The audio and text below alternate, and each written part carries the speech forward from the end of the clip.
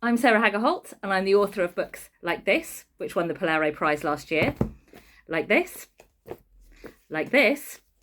and like this, which won the Little Rebels Award in 2022. First of all, I want to say thank you to all Usborne partners for all the work you do in getting stories and books into the hands of children and young people and enthusing them about reading. The work that we do wouldn't be nearly so effective without the work that you do. As you can see from the covers of my books, particularly maybe this one, I write books that include LGBTQ characters and families. And it's really important for me to do this. I grew up during the 1980s and 90s when you couldn't share books like this in schools because of a piece of legislation called Section 28, which stopped local authorities from what the legislation called promoting homosexuality. It was been repealed. It was repealed in 2000 in Scotland and 2003 in England and Wales, but it had an effect of silencing LGBTQ people and identities during that time. And we've come a long way since then. But at the same time, we're seeing this backlash, this rollback. We're seeing books banned in the States and rights being repealed. And we're seeing that impact here as well, as hate crime is going up against LGBTQ people. And one of the real forces we have against this is through stories, is through books, is through building empathy and kindness and understanding, through enabling children and young people to see the world through somebody else's eyes. So that's why I believe these stories are so important for us to be able to share.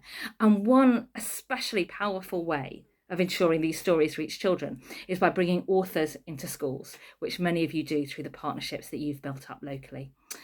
But yet some schools, some partners are maybe anxious about promoting an LGBTQ author or promoting a book that looks like this with a big rainbow on the cover.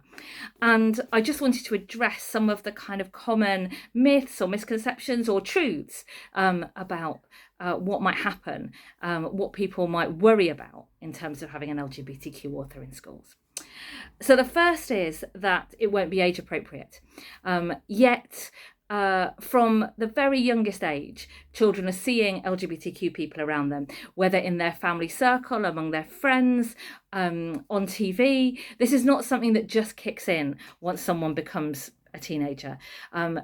The government guidelines for relationships education for primary schools include building an understanding of different families. And in that case, that includes families with LGBTQ parents, with two mums or two dads, or gender non-conforming people within the family. So it's perfectly age appropriate to introduce those stories. And there are plenty of good books that do that for all sorts of different ages. So that's the first worry.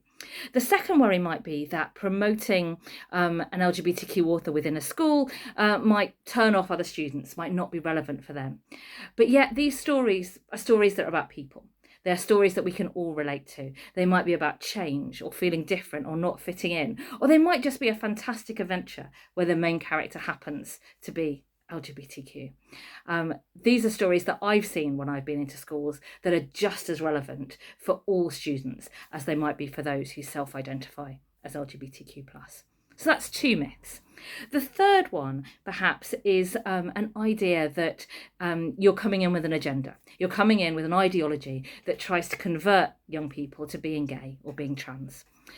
First of all, it's really hard to convert people. Most gay people grow up with straight parents and trans people grow up with cis parents. 1 hour in a room in an assembly with me is not going to change the whole impact of someone's upbringing. But what it is going to do is bring a safe environment where young people can explore ideas, they can ask questions, and they can think about how to treat people with kindness and respect, whether they are similar to them or whether they're different. It's not a biology lesson, it's not a politics lesson, it's an opportunity to tell a story and to help young people to empathise with different characters. Of course, we want to be upfront that we are LGBTQ plus inclusive and affirming, but that doesn't mean that we're trying to promote a particular ideology. And finally, there's a worry perhaps from schools or from partners that you'll get complaints from parents. And there are sometimes complaints and there are sometimes worries. And usually these can be redressed through a conversation between the school and the parents, and any author will be more than happy to support that process. But they are such a small minority. And the vast majority of parents are really pleased and excited to see these kind of stories being discussed in schools. So I hope this helps you do the fantastic job that you're doing even more fantastically, of bringing all kinds of books, all kinds of stories into the hands of children and young people. Thanks very much.